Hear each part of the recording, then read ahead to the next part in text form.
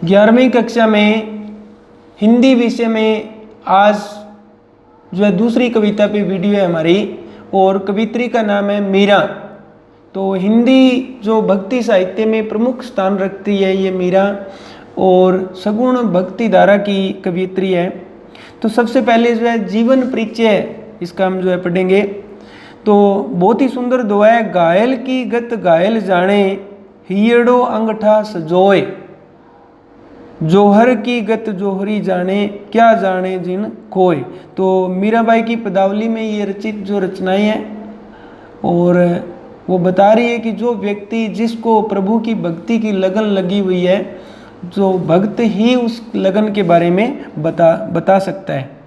तो जीवन परिचय। मीरा जन्म सन 1498 ईस्वी, कुड़की गांव, मारवाड़ रियासत में इनका जन्म हुआ है।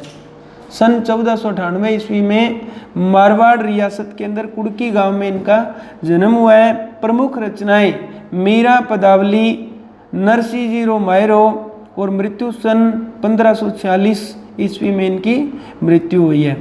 फिर क्या बताया कि मीरा सगुण धारा की, यानी भक्ति की दो धाराएं आती है, एक सगुण है और एक निर्गुण।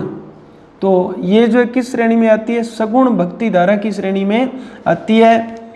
और कृष्ण की उपासिका थी ये, श्री कृष्ण की भक्ति करती थी, तो इस कारण उनकी कविता में सगुण भक्ति मुख्य रूप से मौजूद है, लेकिन निर्गुण भक्ति का प्रभाव भी मिलता है। और संत कबीर रैदास इनके गुरु थे। बचपन में ही उनके मन में कृष्ण भक्ति की भावना जन्म ले चुकी थी, इसलिए वे कृष्ण को ही अपना आराध्य और अपना पति मानती रही। अन्य भक्तिकालीन कवियों की तरह मीरा ने भी देश में दूर दूर तक यात्राएं की। चित्तौड़ राज घराने से संबंधित होने पर भी जो है अनेक कष्ट उठाने के कारण मीरा वापस मेड़ता आ गई, क्योंकि राज परिवार के उस समय के लोगों में जो है वो राजपूत घराने में स्त्रियों को इस प्रकार जो है घूमने फिरने में मनाही थी। उनके मन में कृष्ण भक्ति की भावना जन्म ले चुकी थी, इसलिए वे कृष्ण को ही अपना आराध्य और अपना सब कुछ मान रही थी। यहाँ से उन्होंने कृष्ण की लीला भूमि वृंदावन की यात्रा की। जीवन के अंतिम दिनों में वे द्वारका चली गई। माना जाता है कि वहीं रणछोड़ दास की मंदिर की मूर्ति में वे समाहित हो गई। उन्होंने लोक लाज, यानी समाज की जो मान मर्यादा है, कुल की मर्यादा के नाम पर लगाए गए सामाजिक और वैचारिक बंधनों का हमेशा विरोध किया। पर्दा प्रथा का पालन भी नहीं किया। मंदिर में सार्वजनिक रूप से नाचने गाने में कभी हिचक महसूस नहीं की। मीरा मानती थी कि महापुरुषों के साथ संवाद, जिसे हम सत्संग भी कहते हैं, से ज्ञान प्राप्त होता है और ज्ञान से मुक्ति मिलती है। अपनी इन्हीं मान्यताओं को लेकर वे दृढ़ निश्चय थी। निंदा या बंदगी उनको अपने पद से विचलित नहीं कर पाई, यानी कोई कितनी ही उसकी निंदा करे, वो जो अपनी भक्ति के पद से हटी नहीं। तो उन्होंने मीरा की कविता में प्रेम की गंभीर अभिव्यंजना है, उसमें विरह की व्यंजना है। विरह का मतलब जब तक उसे प्रभु प्राप्त नहीं हो जाते तब तक वो विरह से पीड़ित है। और मीरा मिलन का उल्लास भी है। मीरा की कविता का प्रधान गुण सादगी और सरलता है। कला का अभाव ही उसकी सबसे बड़ी कला है। उन्होंने मुक्तक गेय पदों की रचना की। गेय का मतलब जिन पदों को गाया जा सके। और उनकी भाषा मूलतः राजस्थानी है तथा कहीं कहीं ब्रज भाषा का प्रभाव है। कृष्ण के प्रेम की दीवानी मीरा पर सूफियों के प्रभाव को भी देखा जा सकता है। सूफी जो प्रेम के कवि थे, मुस्लिम कवि थे, उनका भी थोड़ा प्रभाव है। मीरा के कविता के मूल में दर्द है। वे बार बार कहती है, कोई मेरे दर्द को पहचानता नहीं, न कोई शत्रु है न मेरा मित्र। तो यहाँ प्रस्तुत पहले पद में मीरा ने कृष्ण से अपनी अनन्यता व्यक्त की है कि वो किस प्रकार उसकी भक्ति कर रही है, तथा उसके जो है दूसरे पदों में प्रेम रस में डूबी हुई मीरा सभी रीति रिवाजों और बंधनों से मुक्त होकर गिरिधर के स्नेह के कारण अमर होने की बात कर रही है। दोनों पद नरोत्तम दास स्वामी द्वारा संपादित मीरा मुक्तावली से लिए गए हैं। तो अब मूल पाठ जो है हम इसका पढ़ेंगे। तो क्या बताया कि मेरे तो गिरधर गोपाल दूसरो ना कोई। तो मीरा क्या कहती है?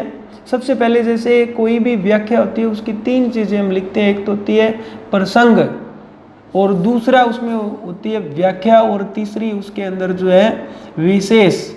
तो प्रसंग में क्या होता है कि प्रस्तुत पंक्तियाँ हमारी हिंदी की पाठ्य पुस्तक से ली गई है, और जो है इसकी रचयिता मीरा है, मीरा पदावली से ली गई है, और उसमें वो किस चीज़ के बारे में बात कर रही है 1 या 2 पंक्ति में उसके बारे में बताना होता है। फिर उसकी व्याख्या और अंत में विशेष। और इस बार जो है व्याख्या से अर्थ ग्रहण संबंधी प्रश्न भी या कला संबंधी प्रश्न भी पूछे जा सकते हैं। तो सबसे पहले कि मेरे तो गिरधर गोपाल दूसरों ने कोई। मीरा कहती है कि मेरे आराध्य केवल जो है गोवर्धन पर्वत को धारण करने वाले श्री कृष्ण ही है, मैं किसी दूसरे देव की उपासना नहीं करती। गिरधर का मतलब गोवर्धन पर्वत को धारण करने वाले। फिर बताया कि जाके सिर मोर मुकुट मेरो पति सोई। जाके जिसके सिर मोर मुकुट, मोर का मुकुट है, मेरो पति मेरा पति सोई वही है। कहता है जो सिर के ऊपर, अर्थात श्री कृष्ण जो अपने सिर पर मोर का मुकुट धारण करते थे, तो मीरा कहती है कि जिसके सिर के ऊपर मोर का मुकुट है, जो मोर का मुकुट धारण करते हैं, वही श्री कृष्ण मेरे पति है। अर्थात वो उसे ही अपना सब कुछ मानती थी। फिर कहते हैं छाड़ी दई कुल की कानी कहा करिए कोई। छाड़ी दई का मतलब छोड़ दी, कुल की कानी, कानी का मतलब मान मर्यादा। कहते हैं मैंने कुल की जो मान मर्यादा है उसको छोड़ दिया है, और कोई मेरा अब क्या करेगा। फिर बताया कि संतन ढिंग बैठी बैठी लोक लाज खोई। संतन संतों के, ढिंग साथ में, बैठी बैठी यानी बैठ बैठ करके, लोक लाज समाज की मान मर्यादा खोई, खो दी है। वो मीरा जो है इसमें कहना चाह रही है कि मैं जो है मुझे ज्ञान की प्राप्ति संतों के पास बैठने से, उनसे संवाद करने से मुझे ज्ञान की प्राप्ति हुई है, और ऐसा करने से समाज मेरी निंदा कर रहा है, मुझे जो है बुरा बता रहा है, परंतु जो है मैंने जो है ऐसा करके बड़ा अच्छा ज्ञान प्राप्त किया है। तो क्या बताया, संतन डिंग बैठी बैठी लोक लाज खोई। कहता है मैंने प्रभु की भक्ति जो है संतों के पास बैठ बैठ करके की है, और ऐसा करके समाज जो है मुझे बुरा बता रहा है। फिर कहता है कि आंसुअन, आंसुअन का मतलब आंसुओं से, जल सींची सींची, जल का मतलब पानी, सींची सींची सींच सींच कर, प्रेम बेली, प्रेम की बेल बोई बो दी है। अब यहाँ पे प्रेम की बेल कौन सी है, कृष्ण की भक्ति रूपी बेल है। तो मीरा कहती है कि मैंने जो है श्री कृष्ण की प्रेम की भक्ति रूपी बेल को बोया है, और उसे विरह की आंसुओं से सींचा है, अर्थात दिन रात उसकी भक्ति की है, दिन रात उसी प्रभु श्री कृष्ण का वियोग मैंने सहन किया है। तो मैंने कृष्ण की भक्ति रूपी बेल को बोया है, उसकी भक्ति की है, अपने आंसुओं से दिन रात उस बेल को सींचा है। अब ते बेली फल गई आनंद फल हुई। बेली का मतलब बेल, फैली गई, फैल गई है, बड़ी हो गई है। आनंद फल होई, आनंद का मतलब आनंद का फल हो गया है। तो मीरा कहती है, अब मीरा को अपनी भक्ति सार्थक लग रही है। मीरा कहती है कि मैंने जो है वो, अब मेरी भक्ति जो है वो सार्थक हो गई है, और वो जो प्रेम की बेल मैंने लगाई थी वो अब बड़ी हो गई है, और उसे आनंद रूपी फल मुझे प्राप्त होने लगे। अर्थात अपनी भक्ति की अनन्यता के बारे में बता रही है कि किस लगन से, किस दृढ़ जो है निश्चय से मैं उसी प्रभु श्री कृष्ण की भक्ति कर रही हूँ। दूध की मथनिया, मथनिया का मतलब दूध को मंथने वाली, जिस वो जो है चीज़, वो वस्तु जिससे जो है दूध को, दही को उसको मथा जाता है और उससे मक्खन निकाला जाता है। तो कहते हैं दूध की मथनियाँ बड़े प्रेम से बिलोई, बिलोई का मतलब बिलोना, उसको मथना। कहते हैं मैंने जो है इस प्रेम रूपी जो है प्रेम रूपी पात्र के अंदर इस जो है भक्ति को बड़े प्रेम से बिलोया है। वास्तविक दूध की बात नहीं कर रही मीरा, यहाँ पे किस दूध की बात कर रही है, कहती है मैंने इस भक्ति रूपी जो पात्र के अंदर इस प्रेम रूपी वस्तु से इस भक्ति को बिलोया है। फिर कहता है दधी, दधी का मतलब दही से मथी मत करके घृत घी काढ़ लिया। डारी दही छोई, छोई का मतलब छाछ। कहता है इस प्रकार इस दही से मैंने जो है भक्ति रूपी घी तो निकाल लिया है और छाछ को छोड़ दिया है। कहने का भावार्थ ये हुआ कि संसार के अंदर जो भी निरर्थक बातें हैं, जो निरर्थक जीवन है, उसको मैंने छोड़ दिया और जो भक्ति रूपी सार्थक चीज है उसको मैंने अपना लिया। फिर कहती है मीरा, क्या कहती है कि भगत देख राजी हुई, अर्थात मीरा कहती है कि जब भी कोई मुझे संत महात्मा या भक्त मिलता है तो मैं बड़ी प्रसन्न होती हूँ, बड़ा खुश होती हूँ। जगत देख रोई, परंतु ये जगत की जो निरर्थक चीज़ें हैं, संसार के लोगों को देख करके मुझे रोना आता है।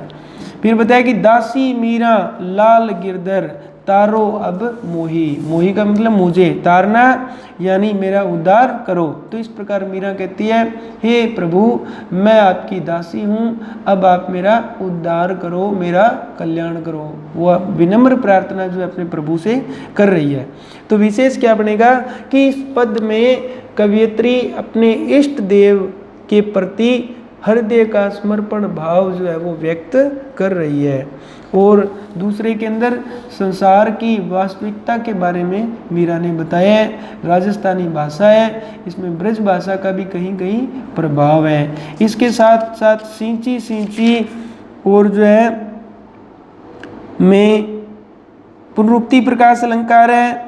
और कानी कहा करिए कोई, कुल की कहानी कहा करिए कोई, इसमें कै वर्ण की आवृत्ति होने से अनुप्रास अलंकार भी बन रहा है। तो ये आज जो है हमारा आज की वीडियो के अंदर दूसरी कविता मीरा के पद और कवित्री है मीरा, उसके हमने पहले जो है भाग का आज हमने अध्ययन किया। कल इसका दूसरा पद या दूसरा भाग पढ़ेंगे। आज के लिए बस इतना ही। अगर आपको ये अच्छा लगे तो कमेंट में आपने बताना है, और अगर कोई चीज़ समझ में नहीं आए तो आप जो है फिर भी जो है मुझे बताएंगे और अगले वीडियो में जो है उसका जो है आपको समझाया जाएगा। आज के लिए बस इतना ही। धन्यवाद। ओके।